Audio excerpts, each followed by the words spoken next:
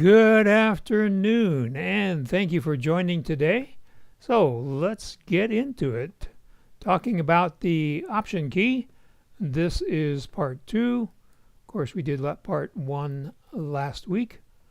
So this is Go for Lunch for November 19th, 2024, brought to you by GoFor Technology. I am Roger Harmon, your host, and our mission is to make your technology work for you. It's National Play Monopoly Day. I have fond memories of playing Monopoly back in the day. Haven't done it lately, but it sounds like fun. So get the old Monopoly game out of the closet and sit down and have some family fun with Monopoly. Hi, Chris. So we're going to continue talking about the option key, which of course is located on your keyboard in the lower left-hand corner. It's a modifier key, which means you have more options. And the option key is also on the right-hand side of your keyboard, so you can get to it in 2 different places. And if you're rocking a Windows keyboard, the Alt key serves the same function as the option key. So here we have a screenshot with the red arrows indicating how some things change when you hold down the option key. So we're in the File menu and in the New Tab menu. So you can see here we have Open and Close, we have Close All, we have Show Inspector, we have Create a Slideshow, and Delete Immediately. So let's talk about how those work.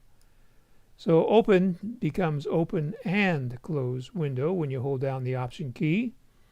And if you have a file selected in the Finder, selecting the Option key opens the file, but it also closes the Finder window. So you would just have that file open on your desktop.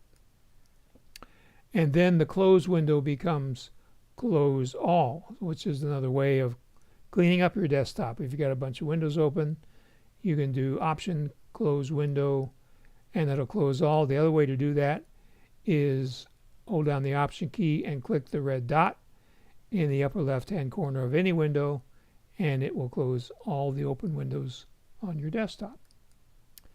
And you can also do a shortcut when you hold down the Option key and click on Move to Trash. It deletes it automatically, so you don't have to have that extra step of going into trash and emptying trash. So lots of different ways the Option key can make you more productive. So this is a nice feature when you go into a window with files and folders. If you hold down the Option key when you click on the little arrow or the little triangle, it will open all the subfolders under that folder. So that's a very nice way. When you're looking for something, then you don't have to keep going and clicking and opening all the subfolders. They'll all be open for you, and you can quickly go in there and see what you want to see. So when you hold down the Option key and you click the menu bar, system icons will often reveal hidden actions. So examples of that are the Bluetooth icon in the menu bar, Wi-Fi, and the volume, which is your output device. So let's see what that looks like. So here we are in the Finder desktop. And so if we go up here to Bluetooth, which is this little squiggly icon here, and we click on it without the Option key, that's all we see. Bluetooth on and off and Bluetooth settings. However, when we hold down the Option key, now we see the name of any Bluetooth devices that have been connected to the computer. We see the MAC address, and we see the version. Now on this computer I don't have that many devices, but on my main computer this is a long list. So there's going to have headphones and external speakers and all sorts of things that you've connected to Bluetooth. So let's look at Wi-Fi. So without the option key, here's what we get in Wi-Fi. We get our hotspot, we get our known networks, and we get Wi-Fi settings at the bottom. So if we click this off and hold down the option key, click on Wi-Fi again, now you see we get some more information here. So we get lots of information about our Wi-Fi connection. We get 2 IP addresses, the MAC address, the security, the SSID, BSSID, what channel we're on. So we're on 5 gigahertz, we're on channel 100. So you can see there's a lot more information there when we hold down the option settings. And also, when I hold down the option key at the bottom, I get Wi-Fi settings, but when I hold down the option key, I get network settings. So that's another feature. And then on your volume, we'll go over here and click on volume.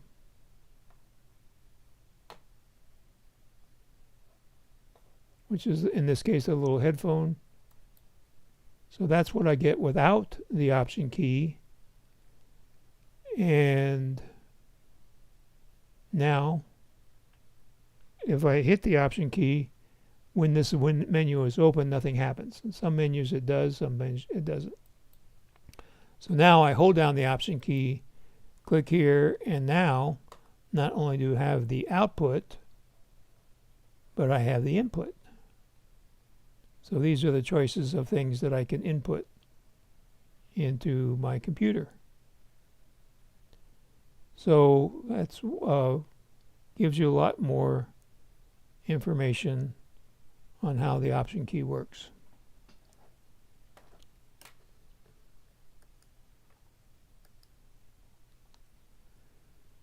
So in Safari, we have some things that the option key will help you with.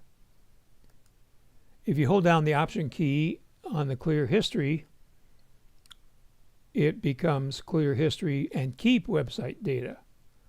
So that sometimes you want to clear your history, but you want to keep your website data so it'll be easy to navigate on different websites that you've gone to. So that's a nice feature.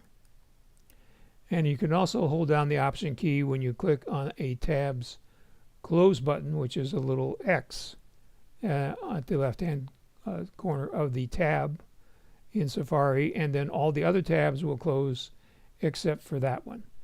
A use case for that is when I am doing a search in Safari. My first page, of course, has all the search results, and then I will open the results I want to take a closer look at in additional tabs.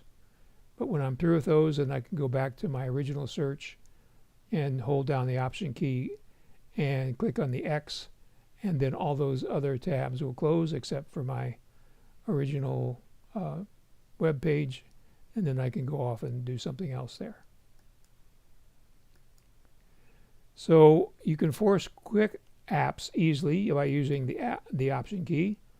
So when you hold down the option key and right click on an icon in the dock, then the force quit action will appear in a pop-up.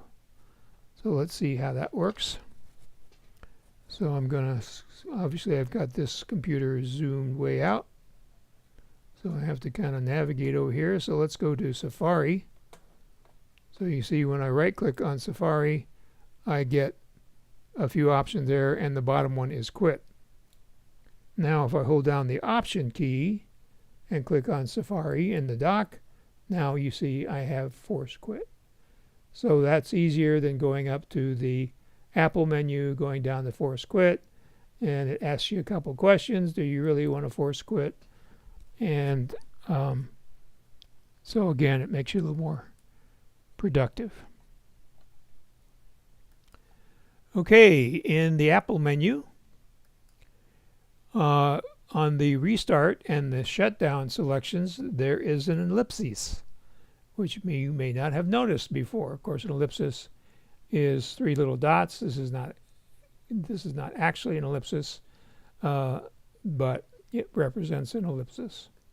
So when you hold down the Option key, you can skip the dialog box that comes up confirming that you want to restart or you want to shut down.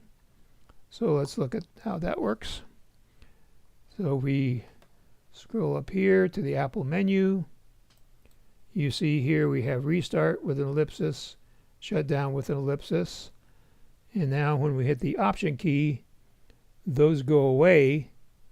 And now when we would hit shut down or restart, which I'm not going to do, it would just simply restart or shut down without asking that second question of if it's okay to do that.